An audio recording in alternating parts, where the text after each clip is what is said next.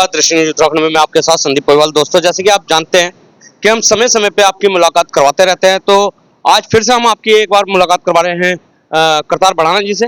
वैसे तो ये किसी परिचय का मोहताज नहीं है, क्योंकि लगभग पूरा भारत इनको जानता है, जो कि कैबिनेट मिनिस्टर भी रह चुके हैं और कई राज्यों से विधायक भी रह चुके हैं। और इस बार ये उत्तराखंड में आए हैं, और खास तौर से मंगलौर विधानसभा से, जबकि उपचुनाव में भी इन्होंने अपनी किस्मत आजमाई थी, लेकिन अनलकी कहें कि हार गए, या जनता को समझ नहीं पाए, या जनता इन्हें नहीं समझ पाई। ये जानते हैं करतार बढ़ाना जी से। नमस्कार करतार जी। जी नमस्कार। करतार बढ़ाना जी, आप उपचुनाव मंगलौर में आए और आपने एकदम से एंट्री करी, क्या कारण रहा आपका हार का? क्या आप जनता को नहीं समझ पाए, या जनता आपको नहीं समझ पाई? मैं हारा ही नहीं, मेरे को जनता ने जिता दिया, इसलिए जनता को मैं समझ गया था, जनता मुझे भी समझ गई थी। पर वो कहते हैं जो ऊपर वाले का कोई कारण होता है ना, अगर मैं जीत जाता तो हो सके मैं 2.5 साल की सेवा करके निकल जाता। मालिक को मंजूर था कि मैं 7.5 साल की सेवा करूं, 2.5 साल ये करूं और 5 साल अगले करूं, तो उसकी मर्जी को कोई टाल नहीं सकता। इसलिए मैं बीच में हूं, और जनता का प्यार तब भी था, बहुत रोए लोग। साथ में आया था, फांसी लगा ली थी लोगों ने, इतना प्यार करते थे। मेरा टिकट कटने पे फांसी लगा ली थी कुछ लोगों ने। तो जनता का प्यार और इनका कुछ जन्म जन्म का लेना देना ही तो मुझे यहाँ ले आया ना। तो मुझे यहाँ इतनी दूर आके कार्य करना है, तो इनका प्यार ही तो है, इनका कर्ज ही तो है जो मुझसे यहाँ ले आके करवा रहा है। अरे कि कर्ज और प्यार वाली तो बात तो दूर की है, अगर तो राजनीति दृष्टिकोण से देखें तो चुनाव हार या जीत तो देखो किस्मतों की बात होती है, लेकिन हारने के बाद भी और जीतने के बाद भी जो जनप्रतिनिधि होते हैं वो दूर हो जाते हैं जनता से। लेकिन आप निरंतर, आपने एक वादा किया था कि मैं मंगलौर की जनता के बीच में रहूंगा, कैसे कर पा रहे हैं? क्योंकि अगर तो बात करें तो आप बहुत दूर से आते हैं। कहते हैं ना, दूर चाहे कितना हो पर दिल से दूर ना हो। मेरा मंगलौर मेरे दिल के साथ है, और मुझे आने में और जाने में कोई दिक्कत नहीं होती है। और मैं ज़्यादातर 2-3 दिन तो अब मंगलौर में रहता ही, शनिवार सोमवार शुक्रवार। अच्छा, एक भ्रम था मंगलौर के जो आपके विपक्षी हैं कि करतार बढ़ाना जी जो हैं बाहर के हैं, लेकिन आपने वो भ्रम भी तोड़ दिया, मकान भी यहाँ पे बना लिए, तो अब यहीं पे रहेंगे? अरे भाई, एक बात बताओ, अभी हमें जितना भी 1.5 साल हुआ है, 1.25 साल 1.5 साल हुआ है, आप जो विधायक बनाए और करतार में, ये गिनती कर लो कि कौन मंगलौर में कितने दिन रहा है, उसी से पता लग जाएगा कि मंगलौर में कौन रहता है और मंगलौर किसको चाहती है। अच्छा, मंगलौर विधानसभा की बात करें तो विकास कार्यों को लेकर भी होड़ मची हुई है कि एक तरफ विधायक हैं और एक तरफ आप अभी कुछ भी नहीं है, किसी भी पद में भी नहीं है, लेकिन फिर भी विकास कार्यों को लेके कहा जाता है कि करतार बढ़ाना जी जो है विकास करवा रहे हैं। तो किस तरीके से आप ये विकास करवा रहे हैं? देखिए, ऐसा सबसे बड़ा विकास तो मेरे लोगों का सम्मान। जब काजी जी या हाजी जी विधायक बनते थे, वो किसी का सम्मान भी नहीं करते थे। और जिस दिन से मैं इनके बीच में आया हूं, तो मेरे उन भाइयों को सम्मान करना याद आ गया। और अब जब ये चुनाव हुआ है, इसमें उनको काम करना भी याद आ रहा है। लेकिन वो काम करें, विधायक हैं वो, लोग नाम लिखाने के लिए काम करते हैं।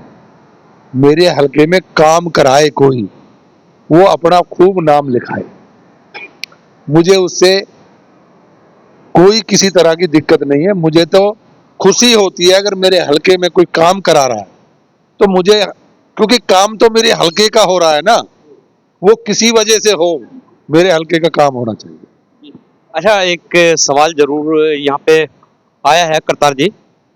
मंगलौर का अगर जो इतिहास है तो अभी आपकी जुबान से निकला है कि हाजी जी और काजी जी। अब हाजी और काजी जी के बीच में आप एक त्रिशंकु की तरह आ गए हैं, क्योंकि देख रहे हैं निरंतर कि जनता का आपको प्यार और दुलार बन रहा है।